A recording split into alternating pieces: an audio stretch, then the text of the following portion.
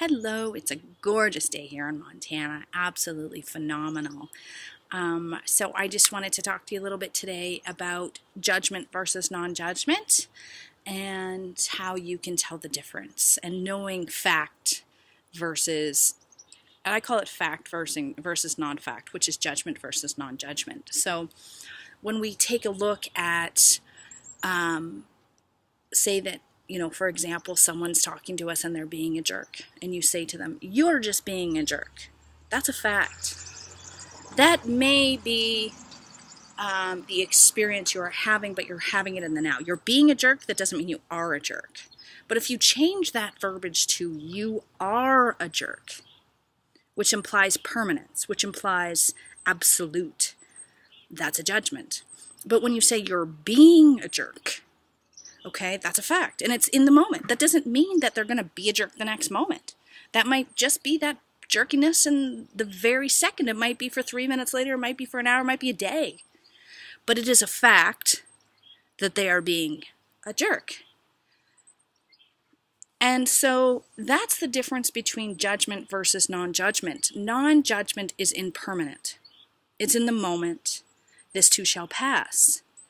As where when we really watch our words and we're using words like "you are," "you have never," "you have always," those are words of judgment because those words are words of permanence, which is there's nothing permanent here. Everything shall pass, regardless if it's a tree that's 1,000, 2,000 years old. Eventually, everything is impermanent. And I hate to use the word everything because that also implies impermanence. So I guess we should say life is impermanent. That's a better way to experience it or to say it. So, for example, another thing that's judgment is when we actually go looking for why. So let's say, for example, somebody's husband is being a jerk or being angry. Let's use the example of angry. And they're being angry that day, and they're so angry. And the moment you go ask them, "Why are you so angry?" What happens is they go start looking for a story. And they create entanglement within the neural nets within their ego. And so what they're doing is, if we take a look at the human brain, which is really just a storage, it's a storage basis. It's like a C drive of a computer. And so if we take a look at the brain, it's like hundreds and hundreds of balls of yarns all intertwined, and that those strings are the neural nets of our life. Those are the stories of our life.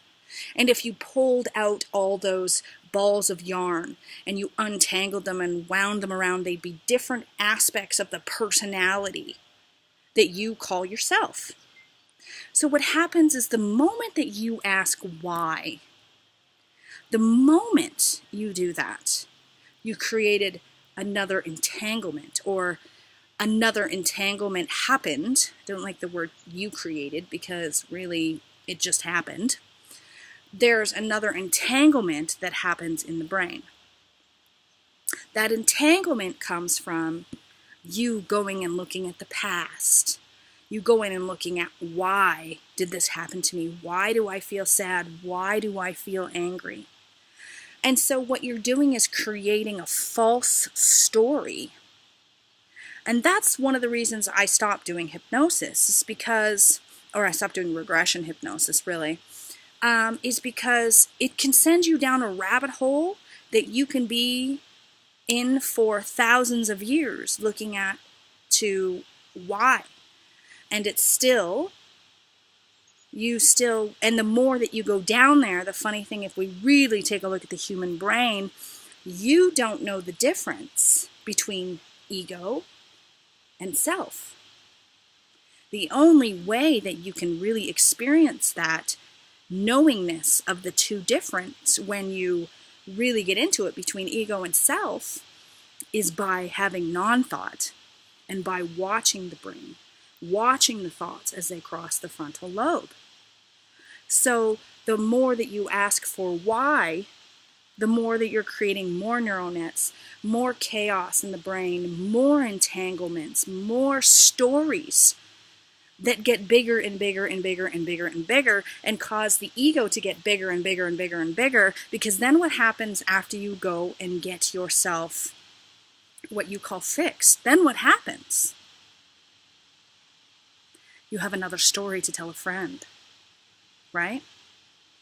You have another story to dwell on. You have another victimization. Poor me, this happened to me with as a kid. Or poor me, I was at the grocery store today and somebody made me angry.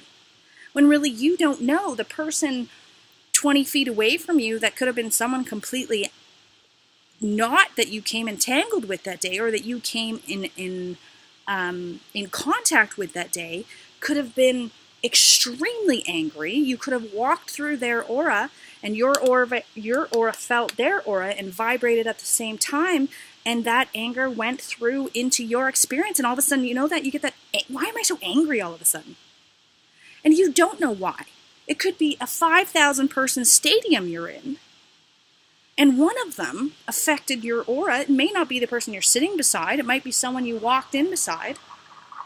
And you don't know. And if you go make up some story that my mom was mean to me as a kid, and I wasn't this and I wasn't that, you're creating more neural nets, more ego, and more entanglement. So why is another way for us to get into judgment. So stay out of why if you can. And use words of impermanence. And I know that when we talk sometimes, we talk so fast, at least, from my experience. Often when we're talking so quickly, the words come out of our mouth and we're like, I don't even know what I just said.